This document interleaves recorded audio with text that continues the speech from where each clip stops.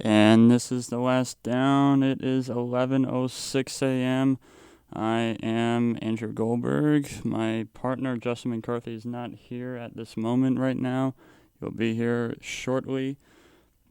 We talk about all NFL sports, news, scores, and updates around the NFL. So let's get right into it. So it is Friday in the morning. Last night was Thursday Night Football. Quite an interesting matchup, I shall say. I honestly feel like for this particular matchup, the Minnesota Vikings against the Washington Redskins, Kirk Cousins, I think, played quite well for himself. I watched some of the game. I think he played quite well for his caliber. He was him. He didn't score. He didn't throw a single touchdown, but there were some rushes, and you can score touchdowns off of rushes. He was him. It was the Vikings. They're 6-2. They are on a 4-game win streak right now. A 4-game win streak. And right now, they're looking like that they can probably win that division right now. And as for the Redskins, they're out of it. They've been out of it. So I got nothing to say for the Redskins, but the Vikings, they're probably gonna win that division. They're probably gonna win the North, unless if the Packers actually come out and steal it from the Minnesota Vikings. I respect the Vikings a ton, but I feel like that the Packers. I respect the Vikings a ton, but I feel like the Packers also have a chance at stealing that division too. But aside from that, also a man last night was moving up the list in the record books last night. Adrian Peterson moved up to 7th all-time in the all-time rushing list category in the NFL. And that is that's a quite a historical list. No, I'm sorry, it's 6th all-time. He climbs to 6th all-time on the rushing list. That makes it even better, actually. I'm sorry. That's even better for him. And even though he's on the road, his former team, the Minnesota Vikings, he's cheered by the fans because he did quite a lot for them. So I feel like that's a big plus for him. And he's 34 years old. He's been in the league for how long again? So 12 years. And he's 34 years old. So that means he was 22 when he came into the league. That impressive stats by him. I can give him that. Impressive stats for a 34-year-old and doing this. Moving to 6th all-time in the all-time rushing list. That's quite an achievement. Now, I don't know if he would get to 1st on the all-time rushing list, but that would take a large heap to do that. If he does, great. But I don't know if he would really do that. But we'll just have to see. I don't think he will. He will just have to play maybe a few more years in the NFL. I don't know how many more years. I'm going to estimate 3. But he's 34 years old. He would probably be 38 if he would stay in the league to get to 1st all-time on the all-time rushing list. I don't think so. He still has good caliber to play in the NFL. But I don't think so. But back to last night's game. I feel like that was a really good game. Kirk Cousins was Kirk Cousins. He played well. It was Kirk Cousins. He played against his former team, the Washington Redskins, like I said, and he did very well. He just played like it was a regular NFL game, not the playoffs. He kept his composure. He rushed. He didn't throw a single touchdown. I know everybody says that passing touchdowns are important, but last night he let it be. He just rushed the ball, and that was totally fine. Rushing the ball is A-OK. You can do that, and he did it, and it was totally fine.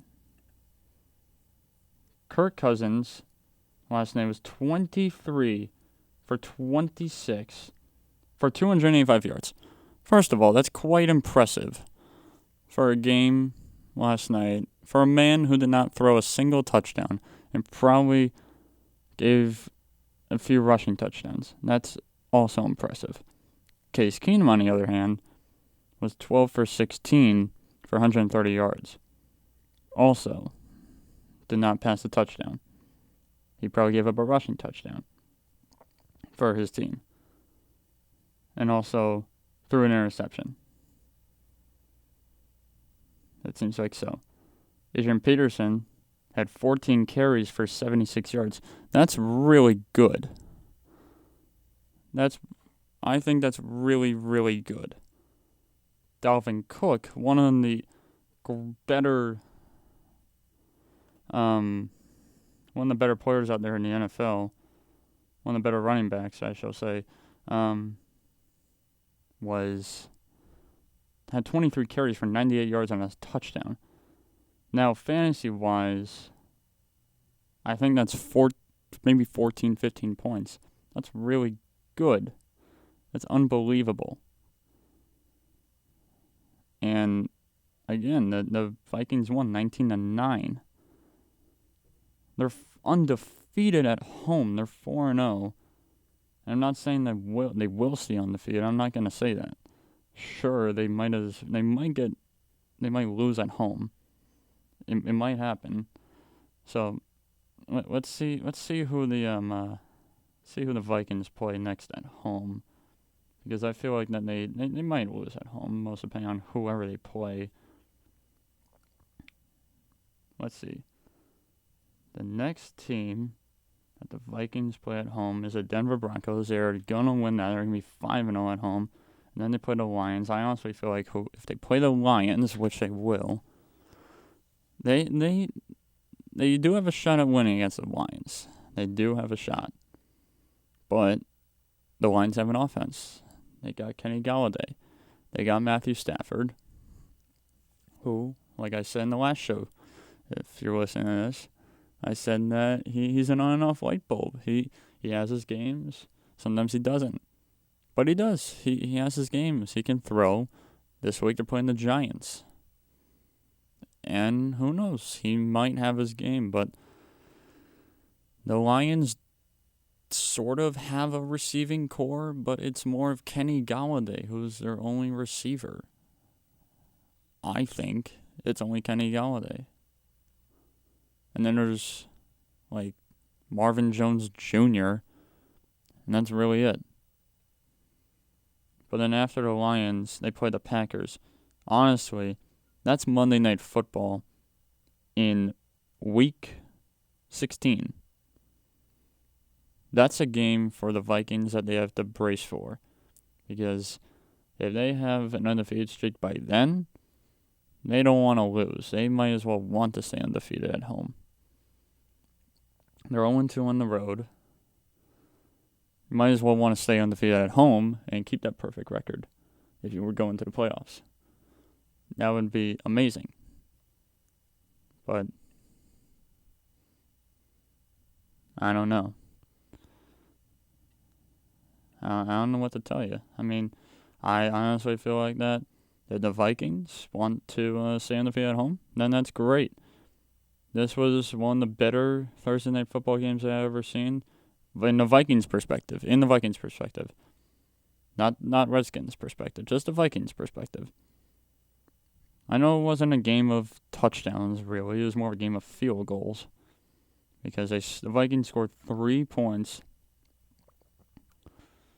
in the first quarter. Then they scored a touchdown in the second quarter, plus a field goal. The Redskins scored 2 field goals in the second quarter and a field goal in the third. And then it was all field goals after that for the Vikings. So, it really wasn't the most enjoyable game, but I feel like passing-wise to your receivers and your tight ends, that's just a game to get to know what you're looking at for fantasy-wise and also your players, if they'll be good. I feel like that was a good game. Not the greatest game. It was a good game. But, I don't know. That's what I think. I think it was not the, again, I'm going to say it again. It's not the greatest Thursday night football game. It was a good Thursday night football game. That's all I'm going to say about that. In my terms of a good Thursday night football game is you got your passing, you got your rushing, and you got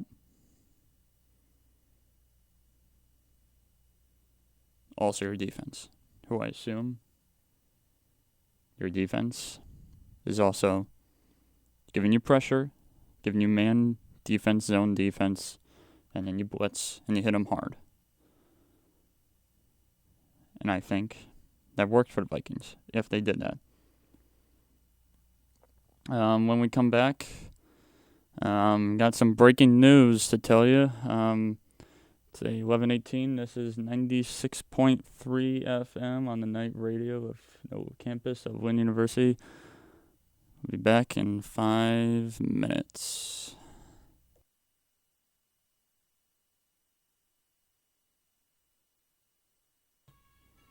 And welcome back to The Last Down. It's 11:26 a.m.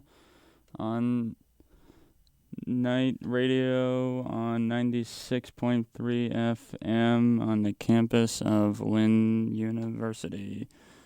So, breaking news in the NFL. David Johnson of the Arizona Cardinals is likely for a game day decision for this Sunday against the New Orleans Saints. And as it says here, as I'm reading this article, it says he could come down to the wire. The Cardinals general manager Steve Keim told 98.7 FM Arizona Sports Radio this morning, saying that Johnson will likely be a game day decision. Johnson set up practice 2 days ago and yesterday due to an ankle injury. So as of now, he is day-to-day because they don't know if his ankle injury is still bothering him or if he will be ready to go. So they are quite unclear if that injury is still hurting him or if they should keep him on the sideline. I honestly feel like this is going to affect the Cardinals because their opponent, like I said, is the New Orleans Saints. Cardinals are 3-1, and the Saints are 6-1, and the Saints are 3-0 at home. Cardinals are 2-1 on the road. Honestly, I feel like if they don't have David Johnson, it's going to be a bigger factor for the Arizona Cardinals. Why? Because if they don't have him, it's going to affect the rushing game a lot. A lot. And if they don't have him, they're going to be screwed on the running game. And Kyler Murray will just try to pass the ball probably most of the time. And it won't be pretty because who is the Saints quarterback probably this week? Teddy Bridgewater. Teddy Bridgewater has been unstoppable since Drew Brees' injury. He is 5-0. 5-0 as a quarterback since Drew Brees' injury. So the Cardinals have to look alive this week if David Johnson is hurt. So they gotta wake up this Sunday. The Cardinals. They can't be sleeping. They're 3-1, and right now they're not in the playoff picture. If they want to be in the playoffs, they have to win against the Saints and pull off a miracle. So, and if they do pull off a miracle, they better do it somehow, some way. I don't know how they would do it. They just got to do it somehow.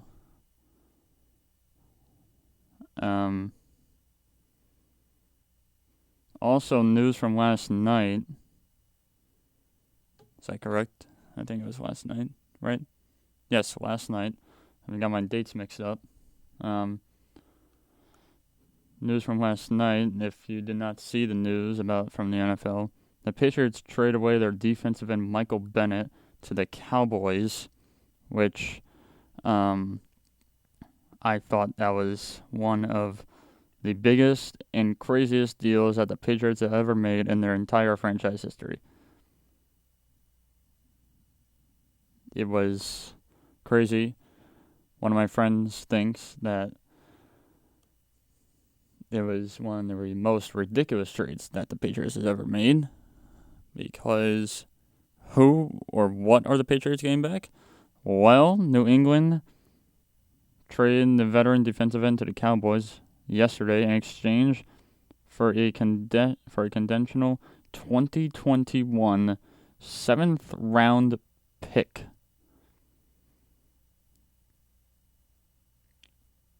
You're trading away an 11-year veteran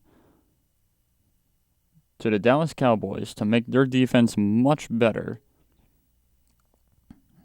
And you're getting in exchange a 7th round pick in 2021. That's 2 years from now. Their defense, the New England Patriots specifically speaking, is good, but you just got rid of one of your better defensive players. I'm quite concerned. Here's the bigger question. Since you got rid of one of your most important defensive players, is your defense going to be the same since you got rid of Michael Bennett? And now you're trying, or are you just, let me rephrase that. Since you got rid of Michael Bennett and you traded him to the Dallas Cowboys, are you trying to make the Cowboys defense better and trying to sort of make them win the NFC East? Or are you trying to kind of restructure your defensive end scheme with who should start as defensive end on your team, the New England Patriots, of not really Boston or Massachusetts specifically speaking, since that you're in like the middle of nowhere?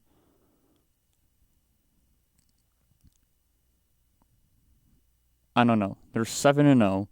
They're undefeated, all because of Tom Brady. And some other guys too, but mostly Tom Brady. I honestly feel like you get rid of one of your better defensive ends. Who's better than Michael Bennett? You get rid of Michael Bennett, one of your better defensive ends. What are you going to use? Like a backup who's probably not as good as him and is like mediocre, probably. Why? Why use a backup? I want to know that. Why? What's the purpose? Here's what it says. An 11-year veteran was shipped to the New England Patriots this offseason following a 1-year deal with the Philadelphia Eagles. Bennett has 2 years remain on his contract. That can keep him in Dallas through 2020, next year. So technically, he was shipped to England following a 1-year deal with the Eagles. Then he signs a 2-year deal with the Patriots. And then the Patriots send him to Dallas. And he still has his New England contract until next year. It's still hand-scribed with his name and Mr. Robert Kraft's name on it. It's not going to be handcrafted or hand-scribed with Jason Garrett's name and Mr. You know where I'm going with this. So, I don't know why I bother telling you, but you know where I'm going with this. You're not re-signing a contract that says Dallas Cowboys of 2019. We are re-signing you to a new contract. No, you're not re-signing him to a new contract under the Dallas Cowboys. It's still a New England Patriots contract. I don't know what the Patriots need more. Is it draft picks or is it Tony Romo? Yeah, sure, right. Or is it Tom Brady retiring? Speaking of Tom Brady, I'm not sure if all of you have watched ESPN this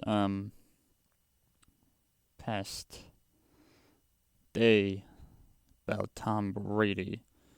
The big story was on a ESPN show called The Get Up.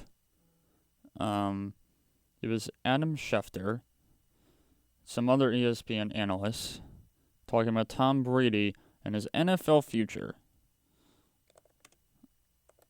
Or was it called The Get Down? I always get those names mixed up. No, it's called The Get Up.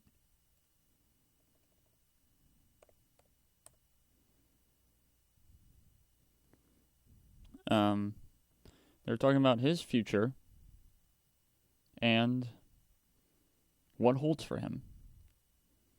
And they said that it was really, really interesting. I'll tell you that. It's quite interesting.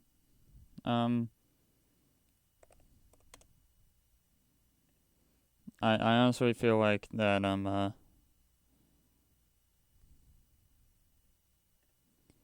feel like what they had to say was interesting. They said that there's only 3 options that Tom Brady has. It's either 1, because they feel like, first of all, that Tom Brady doesn't really have any more left in the tank for New England. He already has a bunch of championship rings. What else can he do? Win another championship? Make this team undefeated again? I feel like I agree with him. He can't really do anything else for them. The only thing he can do is make this New England team better, but that's a bunch of baloney, because why would he want to make it better? You've made the team better for your past years in the NFL when you were the franchise quarterback. Well, you are still a franchise quarterback, but for the past years as a franchise quarterback, that's ridiculous. First of all, you don't even make it better. You got a rookie quarterback that you drafted in April who you're teaching and let him play. Your 3 options are 1, and I would like you to choose with me. It's 1, he retires, because he really has nothing else to do right now except win another NFL championship, which is a bunch of baloney. It's either 1, Tom Brady retires. 2, he goes to another championship-winning team, like the Kansas City Chiefs, or Los Angeles Rams, or some other team. Or 3, he just stays with the Patriots and, like, just sticks with it and probably makes the team, like, half-ass worse or something. And probably tries to restructure their entire core or something. My option is retire. What else does he have? He was also contemplating, what does he even have left? He has a 2-year deal. Why does he have to stay there in the first place? He has a 2-year deal. When his 2-year deal is up, he can just retire. Even if he has a bad year this year. Like, if they get eliminated or whatever, if they lose a Super Bowl, whatever it is, he can just retire. He doesn't need to retire with the full 2 years on his contract. He can just retire.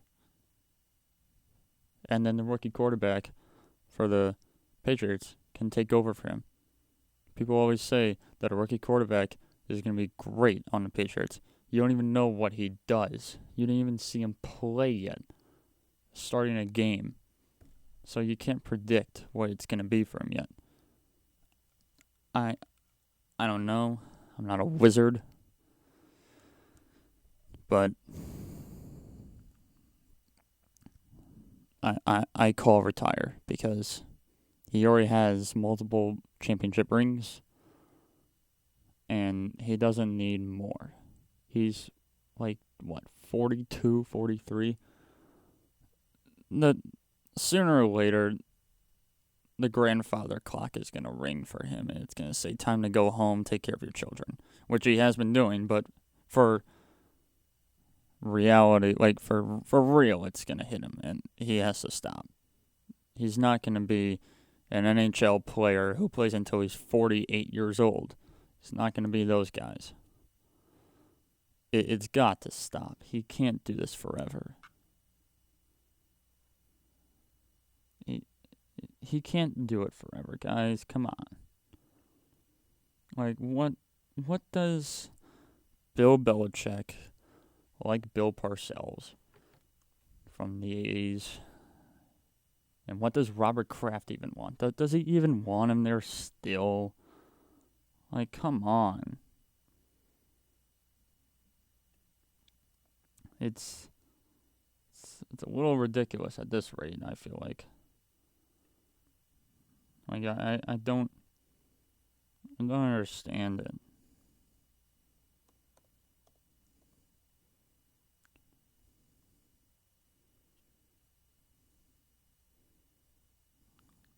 I don't get it.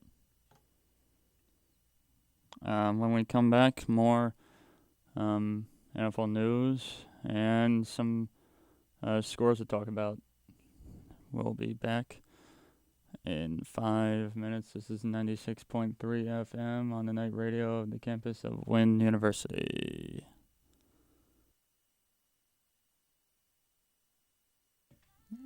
And this is the last down. It's 11:53 a.m. Actually, 11:54. This is 96.3 FM on night radio on the campus of Wynn University. Chuck Pagano of the Chuck Pagano says that the Chicago Bears defense hasn't played up to its standards. So, let's talk about that. Chuck Pagano, Indianapolis Colts, former, I think, Indianapolis Colts.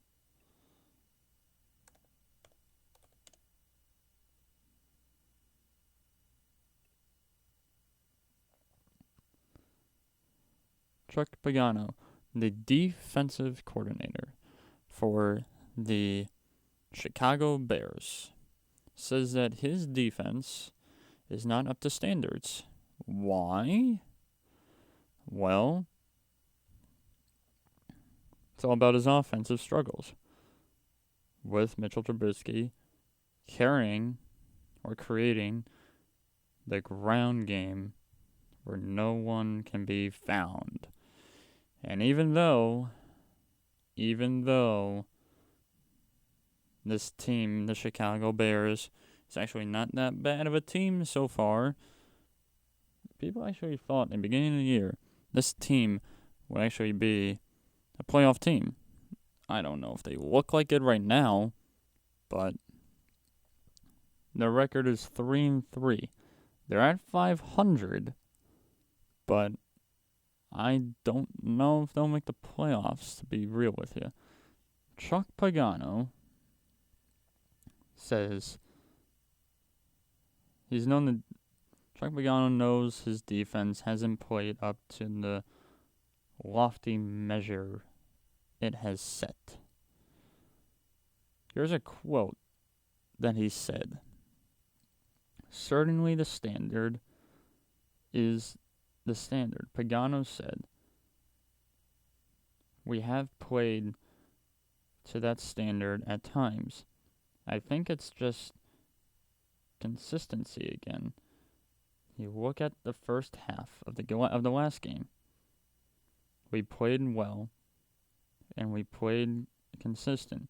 Now we've got to do it for another 60 minutes. He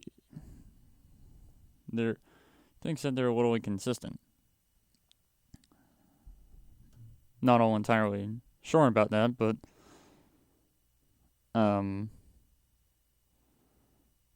if you're inconsistent against who are they playing? Oh, that's right. The Los Angeles Chargers. Yeah. That's an easy win. The Los Angeles Chargers are 2-5, and I thought that would be somewhat easy because the Los Angeles Chargers are not up to their standards, unlike last year. So, I don't know why he's saying that they're going to be inconsistent when they're 3-3, and they've been playing on par as of late. So, don't worry, Chuck Pagano. You're going to do just fine out there. Even NFL.com thinks that they're going to win.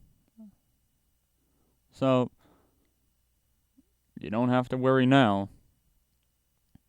And apparently the the Chicago Bears defense is ranked 13th in the NFL for pass defense. For, passing defense.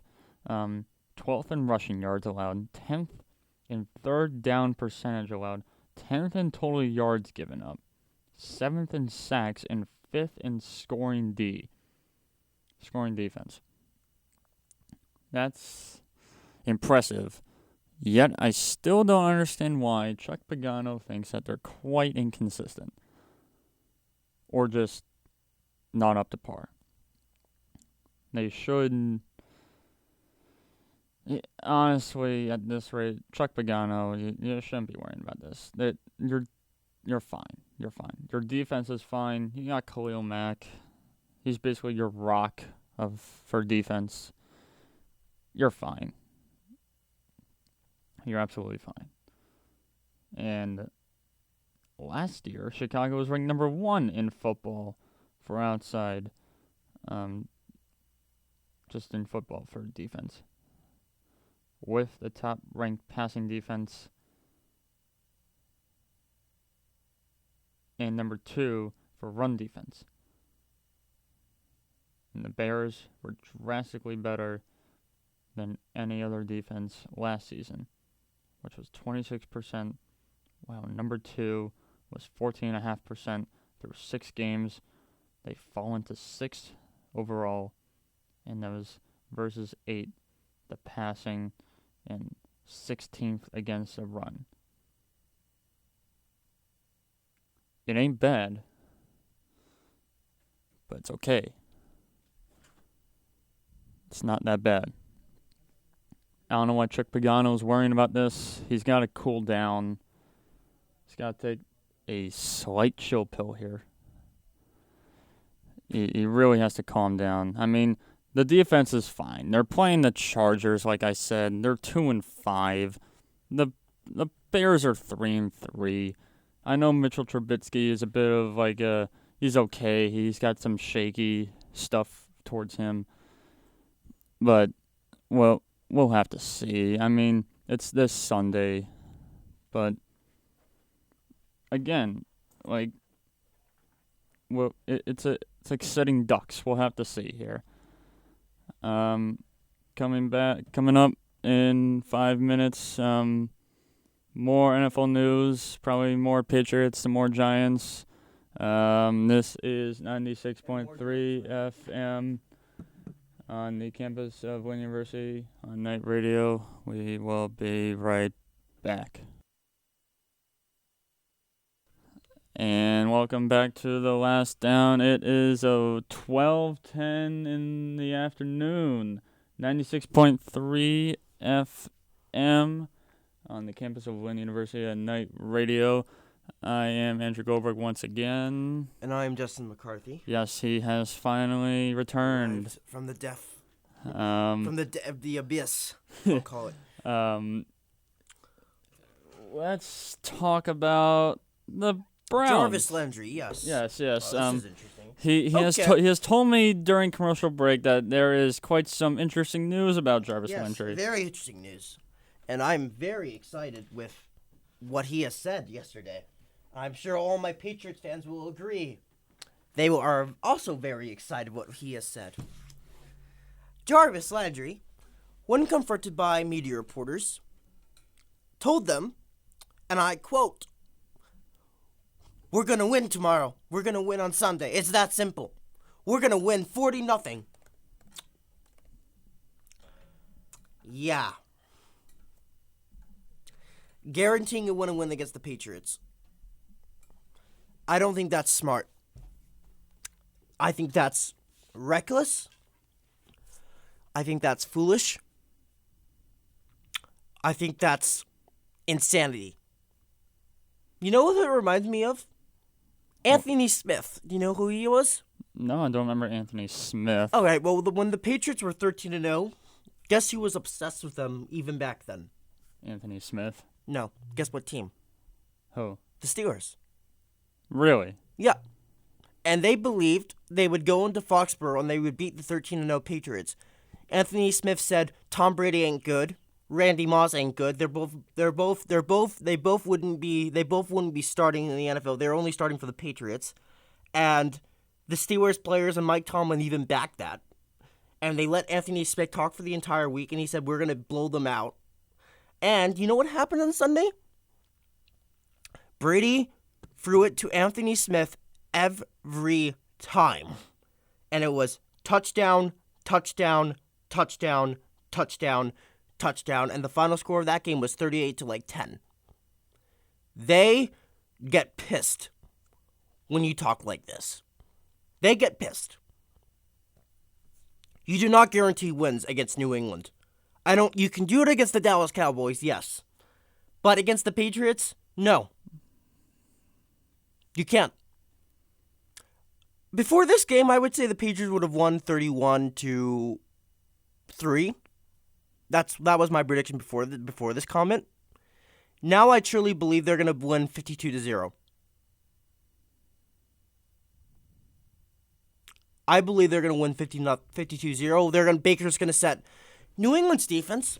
And this is another interesting stat. Guess how many interceptions they have this year? A lot. 18. Still a lot. Guess who has the most? Guess who has the leading number of interceptions? The Patriots? No, quarterbacks. Oh, I don't know. Baker Mayfield. Oh, yes, that is right. He has 11 interceptions. That is right, yes. New England has 6 more interceptions than he does. I'm wondering, records could be set this game on Sunday. A lot of records. A lot of records could be set this game for this defense.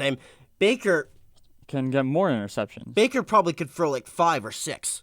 I wouldn't be surprised if he sets a record this Sunday. And you know what happens? He's not going to be a Pro Bowler, even though people said he will be a Pro Bowler. He doesn't look like a Pro Bowler yet. I'm telling you right now, this is going to get ugly on Sunday. This is going to be a disaster for the Browns. Let's see. How many touches will Odell Beckham Jr. get? I don't know, but we will be getting into Odell Beckham next. Let's just get a bold prediction. New England's going to probably cover him. Well, New England... Jarvis, this is honestly one of the more talented offenses New England's played. So, I think Belichick's plan isn't completely to shut them down. It's to... Perhaps... Belichick's plan's going to probably involve around the linebackers and the defensive linemen this game. Shut down the run. Gilmore's probably going to go on. They're probably going to double team number one receiver with J.C. Jackson and Devin McCourty. Mm-hmm. Gilmore will probably be number one on Jarvis Landry. Then when they get in the red zone, they'll put Gilmore on Beckham. I just know how they do it. They take your second best corner and they put your number one safety. They neutralize him. They put their best corner on the second receiver. So therefore you already have 2 guys out of it. So it'd be like 2-on-1 on offense. So then the question is for the Browns. And what they're going to do, I think Belichick, what they're going to do is then they're going to make them try to be one. They're going to make them try to pass the ball. You know why? Because I'm telling you right now, they will send the dogs of hell at Baker Mayfield in the entire game. That offensive line is horrible. I feel like this could be a disaster. There's only 2 types of defense that the Patriots are going to do.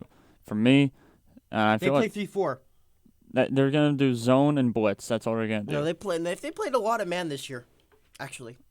But against the Browns? Against the Browns? Well, I feel like they're going to do zone. You have a lot of weapons of the Browns. Yeah. I feel like they're going to do this. Remember the New York Giants? I mean, you weren't alive for this, neither was I, but I've heard about it. The Bills-Giants Super Bowl? Super Bowl 20? Yeah. Yeah. Yep. The Bills' offense was unstoppable.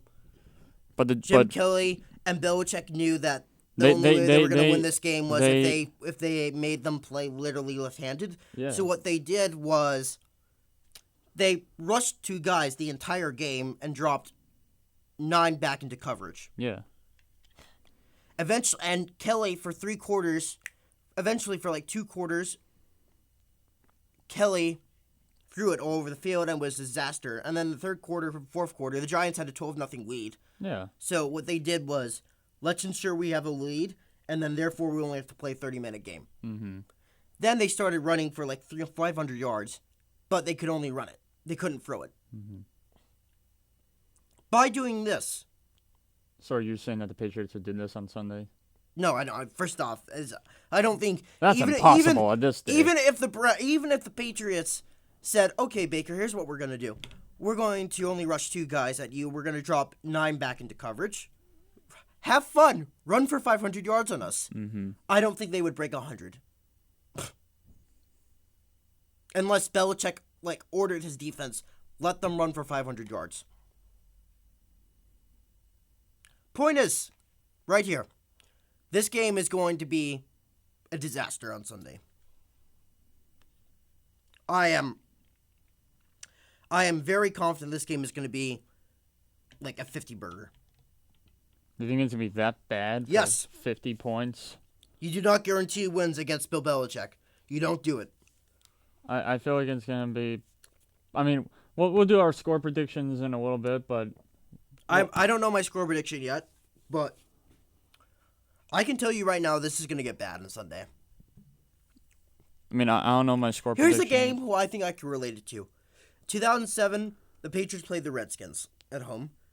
Every 4th down, the score was they scored 6 touchdowns in the first half, 42-0. And then the second half, Belichick went for it for 2.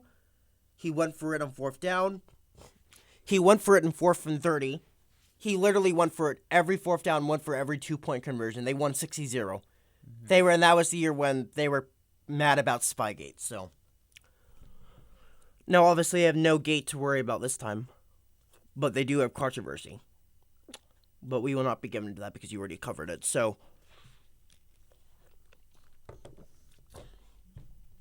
bottom line, I believe this game will be a blowout, and I am confident it's going to get bad. Quite bad. Yeah. All right. Next topic is going to be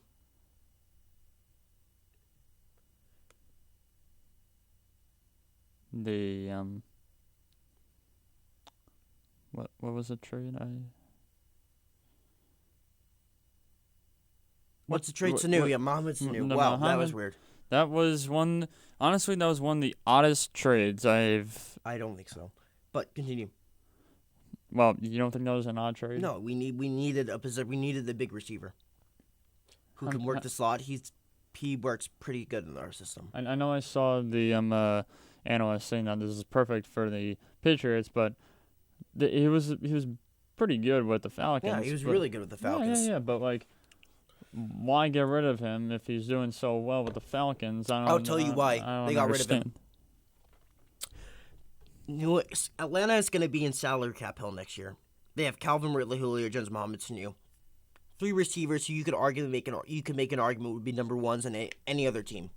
Mm-hmm. It's really hard to keep 3 great receivers on one team for so long. Mm-hmm. They have like less than $2 million salary cap space. So New England traded number 2 overall draft pick, a second round, and Atlanta took it. Yep. So why not trade him and get value, then hold him on to the season, which is already over, and then let him just leave free agency? You know what I mean? Yeah. Doesn't make sense. So. Yeah, whatever. And welcome back to The Last Down. This is 96.3 FM on Night Radio on the campus of Lynn University. All right, we have a special guest. You are... My name's Noah Najar. How are you guys today? I am a good fellow today. How are you? Doing good. I'm just happy that the weekend's almost here. Oh, yes. Same as me. Same here. Definitely. Yes. So, regardless of Jarvis Landry, let's get into another topic. The New York Jets. Oh, boy. Noah's a Jets fan. Yep. I'm from Miami. This is going to sound off topic. I'm a Miami Heat fan, but my dad, he's from Great Neck, Long Island. He's a diehard Jets fan. He's been watching them since the Joe Namath era. He's actually witnessed them win Super Bowl III, and ever since that happened, 5 decades of suffering. Literally, 5 decades of suffering. I don't know what's going on. Like this team. Oh my God. It's like watching the same thing all over and over again. You want to see their record in the last 10 years? Is it like 7-7 or no? It's like 7-40? What I've noticed. I had a teacher. I used to go to school in New York. Yeah. And one of my teachers was a huge Jets fan, and he would say every time, "Here's the reason why the Jets suck. Why? They're good enough to win 6 games every year, 6 to 7 games every year, but they aren't good enough. But that's all they're good enough for. Literally. They try to go 6-10 every year. No, actually, they're likely gonna be 1-15. Yeah. Yeah, because they might lose to the Dolphins, they might lose to the Jaguars. The Dolphins are tanking.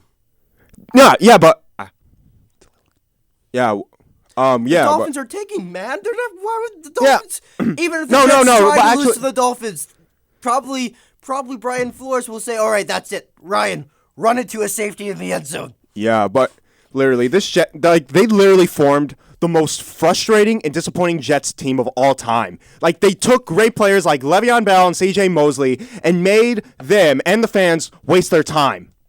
No, that's what's going on. No, Christopher Johnson does not know how to own an NFL team. He does not know how to be like Robert Kraft. Well, those are two different teams right there. But like, I'm a Giants fan. They know what the hell they're doing. No. Like, do you know what it's? Yeah, but okay, I agree with that fact. But do you know what it's like to miss the playoffs every year? It hurts. It freaking hurts. Yeah, but you missed like. But why do you have hope every season? Because you know what's gonna happen. Why? torture Because yourself? we thought this was gonna be the year where we can get a break, but no. That's what every Jets fan says. They think that they're going to make the playoffs, but you know that you're not going to do well. You got to. It's like they're not. It's not they're doing walk. They're not walking the walk. They're just doing talk the talk. Here's what the problem with the Jets is. You guys are not focused. You don't know your goal. You need to unite your team under one goal. And That goal should be winning the AFC East. Yeah, I know. Like they're focused on realistic making the playoffs. You have a quarterback that threw 4 interceptions. Yeah. Yes, and then he was yes. mic'd up, and he said, "I'm seeing ghosts on live television." But I want to ask your opinion about NFL films for doing that. To be honest, I really I didn't watch that. I didn't watch him say that. I didn't hear him say that. I just didn't want to hear it. But yeah. I mean, to be honest, here's what I think: the Jets are probably going to finish like 3-13 this year. And then Adam Gase is going to get fired. I hope. And who are they going to re-sign? Todd Bowles? No, probably. I can't believe I'm saying this. Probably Urban Meyer. Who in God's name is Urban Meyer? You don't know Urban Meyer? Urban Meyer? I probably forgot who Urban Meyer is. You know, Meyer is one of the best. College coaches of all time. Except, here's the thing, though. Nick Saban was a NFL head coach. Yeah. For the Miami Dolphins. And Jim Harbaugh. He used to coach the 49ers. Look, I think if Urban Meyer goes to New York, I feel like, honestly, at this point, I would try anything for the Jets. I would literally try. I would say, try mix. I wouldn't even go after. Here are the head coaches I would go after. Now, what if the Jets? Wait. Who are they? Who are the head coaches I would go after? Well, if by some miracle, I would consider if Josh McDaniels gets interviewed. Wait, Josh McDaniels? Yeah, the head No, he's not going to. He might get promoted to a head coach for the Pats. Yeah, but like I'm just being hypothetical here. Josh McDaniels would be one of them. Who else? Yeah, but he's supposed to. I heard that he's not good as a coach. Like, you remember when he coached the Broncos? Yes, he had Cal Orton. If you give him a quarterback, I feel like he would be above average. Now, what if? Oh yeah, but besides Josh McDaniels, who else? Let's see. What if John Harbaugh taught or coached? No, Jim Harbaugh. Let's see. Jim or John? Wait, what? Jim or John? Which one? Jim. Jim Harbaugh? Yeah, Jim Harbaugh, the guy who coaches Michigan. And yeah. What if he taught the Jets? I think they would do good. Like he's a guy who has some motivation. He knows what he's doing. He has. Yeah. Like, and Adam Gase, you see, he has no motivation. Yeah. He doesn't have his ways to fire up people. Yeah. I mean, Adam Gase looks like a guy who. Whose phone is that? Wait, let me. Sorry, that's. It's fine. Don't worry about it. Yeah. Sorry, it just was. Yeah, but later, yeah. Right, regardless, Adam Gase is a coach who looks like he's lost. It's like he has amnesia or something. He doesn't know who he is. Yeah, exactly. He has amnesia. He probably has Alzheimer's. And the funny thing is, and here's the problem with offensive coordinators. Why, his best year as an offensive coordinator was with the Denver Broncos in 2013 when they got 630 points. And I believe a lot of teams felt like he was the success to that, while it was Peyton Manning who literally was the reason why Denver's offense. Because, believe it or not, Adam Gase was the offensive coordinator for the Broncos in 2011 with Tim Tebow. Yep. They were. Now, yeah. Tim Tebow was fun to watch. Don't get me wrong. But but he can't throw. That was horrible. He can't throw, but hey, he's about to make the major leagues. Oh, good for him. Yeah, he's in AAA for the New York Mets. Honestly, watching Tebow was one of the more fun things I had in the NFL. Oh, it was. It was fun watching him every week. Yeah, I had fun watching him. I mean, that team, that Denver team. That Denver team was pretty good. They were okay. They were okay, fine. and then everyone thought they were going to lose the Steelers, and then they literally just beat the Steelers, and then next week they were destroyed by the Pats. Yeah, I remember that game. Did you think they had a chance going to New England? No, not at all. Yeah, they played the Pats. Yeah, they played the Pats in that season, and they got destroyed. Yeah, Like same Tebow was like getting destroyed by their defense. Belichick knew what he was doing. But anyway, back to the Jets. Whoever their offensive coordinator is and their offensive line coach needs to go. They're probably looking at like sunshine and rainbows or I something. think they should hire a college coach. Or hire. Yeah, they need to hire like a young coach, like Sean McVay, for example. He's young. Why can't Sean McVay. I don't think. they just? No, he's Sean going McVay. anywhere. No, Sean McVay is no. I'm just saying, like You know what? Honestly, a young coach like Sean McVay, but a young coach that's like All right, Sean Noah, McVay. I want to ask you something. If by the chance the Jets go finish 8-8, and how mad would you be if they hired Jeff Fisher? I would tell every fan just to tell. Go cry in No. their Here's bathroom. what I would do. Here's what I would do. I would just give myself a break for one season and not watch the Jets for the entire season. I would do that, but it wouldn't work You for know, me. that would just be the most typical New York Jets thing ever. Like they Oh say, my God. Jeff Fisher, we're gonna hire Jeff Fisher and Because then Christopher Johnson doesn't know what he's doing. He's like he needs to sell the team. I honestly would not be surprised they hire Jeff Fisher. Like, I wouldn't be surprised because it's a Jet thing. Oh, it is a Jet and if you guys thing. hire Jeff Fisher, I would literally. We're just be basically like, becoming the Chicago Cubs when You think you're so good, but you really aren't. no, yeah, because we're saying that it's gonna be our year, but it's not. Yeah. It's like the Chicago Cubs during their World Series curse. the World Series curse. Yeah, you know the Billy Goat curse. Yeah. Yeah, I mean, I don't know. The Jets are sitting ducks right now. The Jets. All right, the Jets. they're basically becoming you a guys, laughing stock. Honestly, Yeah. I really don't know how we beat the Cowboys. a lot of things have been happening today. Weird things have been happening in this studio right now. I don't know if it's because Halloween's next Thursday, but there's been 4 things that have happened in the last 3 minutes. I find that interesting. But Spooky. Boogeyman are here. The Patriots defense. No, Preparing- John Wick is here. The boogeyman. Oh God. Anyways, the Jets. They need to Fire Gase immediately. fire Gase. restructure. Then you Get guys, a better offensive line. I would hire a college coach. Yeah, exactly. I would honestly, you know what? I don't trust any NFL coach to this point because honestly, I feel like the teams this year. They're just Yeah. trash. But It- actually, it's not. It's, actually, do you want? I think this NFL season is kind of boring. I have to admit. I mean, like come it's on. a lot of injuries. Kickers are Because sucking. if you look at Backups are coming. if you look at everyone's success, Matt LaFleur is the reason why. I mean, you can make an argument, but he's the head coach. He's not going anywhere. Yeah, Matt LaFleur is a good coach. Yeah, he is, but like, there's not that one crazy offensive coordinator this year. Like, I would honestly make an argument. You guys need a college coach, and honestly, Yeah. the college coach I think would give you guys the best chance to Urban Meyer. yeah. Yeah, definitely. Yep. Urban Meyer. Urban Meyer. Or Do not hire Chip Kelly. That's actually, Chip Kelly sucks. I know. He'd probably trade Sam Darnold first day to get like Nick Foles. Yep. Or probably Jim Harbaugh. He's good. Jim Harbaugh, I think, could work with Darnold. Yeah. I don't know why. It's the best fit to teach that was him. the weirdest thing. God, that was the 49ers had 4 years of went down to the drain for 4 years because And now they're undefeated. yes, but like which is quite a shock. Yeah, but All I because- think we all might see because the the owners- resurgence all of the because- Niners because- when they were back when they had Montana and Young. I'm telling you right now, Harbaugh is the reason why the 49ers were so good.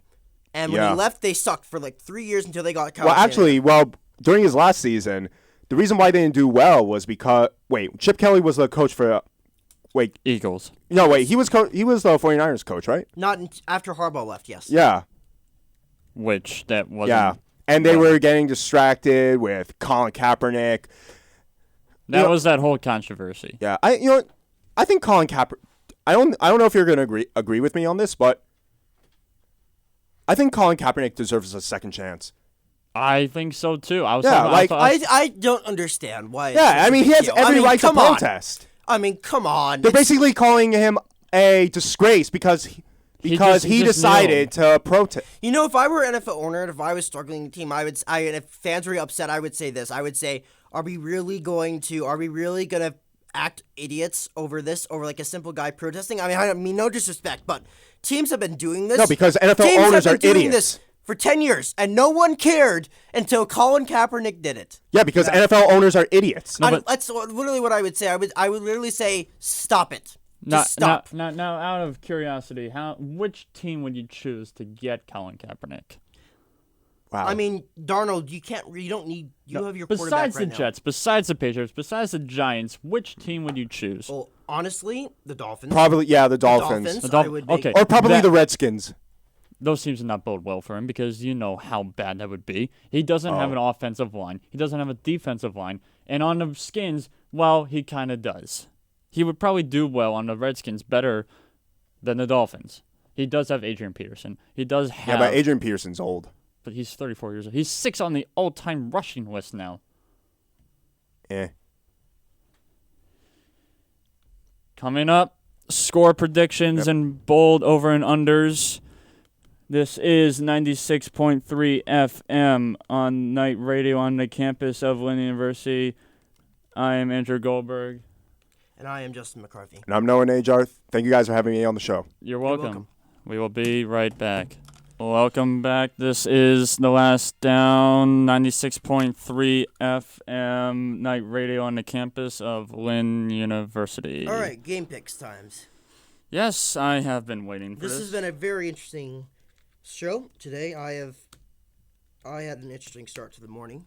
Oh, yeah. Yep. You did, so I want to thank you for taking over my due. I will try to make it up for you next time. All right, so here are the games this Sunday. First game we're going to pick is the Falcons and the Seahawks. Actually, Falcons-Seahawks. Seattle. Seattle's going to win this. Let's not even try No, it. it's a Seahawks. And I'm not even going to score this game because that game's irrelevant. All right. Second game, Bears-Chargers. Game's in Chicago. Bears and the Bears and the Chargers. I'm going to have to go with the Bears. I talked about this team earlier in the show. Once again, I said that Chuck Pagano is a little scarce for the defense. I totally disagree with that. Their defense is unphenomenal. So you think the Bears win? Yes, the Bears will win. I'm taking the Chargers. They don't play well at home, but they play better on the road. I think the Chargers are going to get an upset. Mm-hmm. Giants, Lions, it's in Detroit. I picked the Giants to win against the Cardinals. I was wrong. I don't think you guys are going to beat the Lions this week. If you guys beat the Arizona Cardinals, I would have picked you guys, but because you guys lost at home, I don't see you're going to win. I know it says that both of these teams are on 3-game losing streaks, but I know that this can change. But the Lions don't really have a receiving core. No, but they scored 38 points last week against the Vikings. True. It's the Vikings. But the Vikings are in a 4-game win streak. That game was on home. So, look. 4-game win streak. I'm going to actually go, it's my team. I'm going to go with the Giants. I'm not the diehard Giants fan that says they're going to win every single game. That's just what I think. I'm going to go with the Vikings. The Giants on this one. Fair enough. So you're taking the Giants? Yes. Okay. Yeah. Next game we're going to pick tonight will be... The next thing we are going to pick is Jets and Jaguars. Oh, God. All right, this one will... It's in Jacksonville. I'm taking the Jaguars. I'm not going to give a score. You won't give a score for this one? No, it's too hard of a game to pick. I could be wrong. I don't know what I think the Jaguars will win. I'll take the Jaguars for this one. This one I'll give a score prediction. I'm going to say it's Gardner Minshew. It's also Leonard Fournette. I'm also going to give this a score of 27-14. That's my score. Next game. Bengals, Rams. Bengals and the Rams. Rams win. 31-0. I'm going to say... They need to win that game. 38-0. Just a little higher than yours. Fair enough. Was it Cardinals Saints is the next one? Cardinals Saints next one? Yep. I think so. Yep.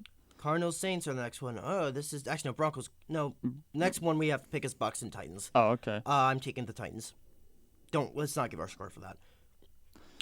I think Ryan Tannehill is starting for this game. Yeah. So Titans. Yes, Titans. Okay, Bills, Eagles, and games in Buffalo. Bills and the Eagles. Oh God, I really hate doing this. I'm taking the Bills. You're taking the Bills? As much as I hate to admit it, I'm sorry that defense. Carson The Wentz does not look defense, the good. defense has been unreal as The of defense late. has been the second best in the NFL. I think the Bills win They're gonna go 6-1. 6-1. Yep. I'm not gonna give a score because it's probably gonna be low scoring. Broncos Colts. I'm taking the Colts. Cardinals Saints. I'm taking the Saints. I'm gonna have to go with. So you The, probably no, I'm agree gonna go with the Colts against the Broncos and the Saints. and the Saints too. All right. 49ers Panthers. Games in San Francisco. I'm taking the 49ers. I say I feel like 27-0. their undefeated streak is gonna definitely stay alive. Mhm. I know the Panthers have Kyle Allen, but I feel like at some point, how much longer will Kyle Allen stay as their starting quarterback? Honestly, he looks better than Cam Newton did all last year and this year. So That is true, but he has a leg injury, so I don't care. I feel like if Kyle Allen can keep performing, he will be the starting quarterback. And start him this year, and then consider starting him next year. And if he have a good veteran behind him, just in case he slips. But I would say if he has a great year, I would legitimately consider him starting him next year. And then playing it like a year by year, like similar how the Redskins did with the Kirk Cousins for like 4 years. Mm-hmm. Now, do I believe he's a franchise quarterback? No, Definitely because not. we've seen backup quarterbacks before had great years and they sucked the next year. Example of that would be Nick Foles with the Philadelphia Eagles in 2014. Absolutely true. So, no, but I believe they should take it year by year. Yes. Okay. Yes, absolutely true. Now, next game Oh, is Raiders Texans. I'm taking Raiders. Houston to win this game 2017. Raiders and the Texans, I'm going to say it's going to be 27-17. Just a little higher than yours. All right. Now And this is the then- game we Yep. talked about earlier. Patriots Browns. We talked Here's about my prediction. we talked about Jarvis I'm Landry. thinking about this before. Oh, I'm sorry. The Browns are not 2-5. They're 2-4. They're 2-4. They had a bye week. I say New England wins 52-7. Really? Oh yeah, it's in Foxborough, anyways. 52-7. Your score? My score. Is That gonna could be extreme, but I feel like this defense is going to just create hell on earth for the Browns, and the Browns are just going to leave just with Brown on their. I think it's gonna pants. be. I think it's gonna be a little similar to when the Browns played the 49ers. It's gonna be 48-3. Okay. And then the night game, Packers Chiefs. Before the season started, we all thought this was going to be a great shootout. Now Mahomes may play, may not play. We'll see. This game's gonna be a So, little scarce. I want to say this right now. If Mahomes plays Sunday night, I say the Packers. I say this is a 50-50, 51-50, 49% game. I'm taking the Packers because he'll be hurt. Mm-hmm. If he plays, I say Green Bay wins 38-35. If he does come If he back, doesn't play, I say Green Bay wins 42-10. if he does come back, that's great. It'll be competitive, but their backup quarterback is not that bad at all. He is competitive also, but I'm gonna have to say Packers will win, and they will be 7-1. But I feel like that the score will be 37-27. Okay. And then the last game. Monday Night Oh, Lord. Football. Okay. Okay. This is- Time out. My This God. is probably one. I'm not watching that. This is probably no. I am not watching that game. Let me speak. This is probably one of the worst Monday Night Football games I've ever seen on paper. Ratings are going to be down for that. Really dumb. I have a presentation Tuesday for my film production class. 2 presentations, one for film and one for my logic. Oh, yeah. I have one more presentation Monday, but that's no problem. It's both on 2 papers and one on the film project. But, Lord. Do they really think... I probably would have watched the Monday Night Football game even if I had 3 presentations on Tuesday if it was a decent game. Mm-hmm. Like, I'll give you an example. Like, I'm not going to give the Patriots. Like, here's a decent game I would consider watching. Chargers, Bears. I would watch the Giants and the Lions. Mm-hmm. I would probably even watch the Eagles and the Bills. Maybe even a little over half. I wouldn't watch the entire thing. Eagles and the Bills. I would even watch the Falcons and the Seahawks. Do they really think that... This is That game. I know. I'm not even gonna watch it. I know it's in Pittsburgh. We're required to give you our picks for this game, so we're just gonna pick it. The Dolphins are tanking. I am gonna go I'm for taking the Steelers. I'm taking Pittsburgh 20-0. I know it says the Steelers have the second most I don't care. Monday I Night don't care. Football I don't wins. care if you think the Dolphins have a chance to upset them. I'm not watching this game. I'm gonna have to go 14. I will not. I'm not watching this game. I'm gonna have to go for the Steelers. It's gonna be 14-9. This is 14-9. I'm not watching that. I am not watching that game. Yeah, but I'm gonna have to. I'm 14-9. 14-9 Steelers. Yeah. Don't watch that game. Don't give the NFL. Don't let the NFL. Do not let the NFL get your viewership for that. That's garbage. They knew before the season the Dolphins were gonna suck, and they still put the Dolphins on primetime television. I mean, for God's sakes, like, what's a team who hasn't had one primetime game this year that I feel like would do better? Like, I mean, this is probably. I would rather watch the 49ers on Monday Night Football. This is probably the only. I would rather watch the Bills. I'm not watching that. This is probably the only primetime game for the Dolphins, anyways. No, I will not watch that. No, NFL. You don't get to put a horrible game on Monday Night Football and expect me to watch. No, I'm not watching that. I'm sure like 1.9 million fans are gonna watch this. No, Just it's gonna. I'm expecting ratings to be really, really, really down for Monday night. I'm sure the NFL is expecting that too. they'll be very upset. If they are expecting ratings to be high for this game Monday night, then I'm gonna be like, are you serious? Is this a joke? Yeah. All right. Well, Next. we'll see you next week. We'll see if our lock of I think our locks of the week could be summed up to being Patriots and Browns, but we'll talk. We'll see you next Friday. I'm Justin McCarthy. I'm Andrew Goldberg. More NFL news to come next week. More news, more scores, more updates, more breaking news. This is 96.3 FM Night Radio on the campus of Lynn University. Have a good rest of your day.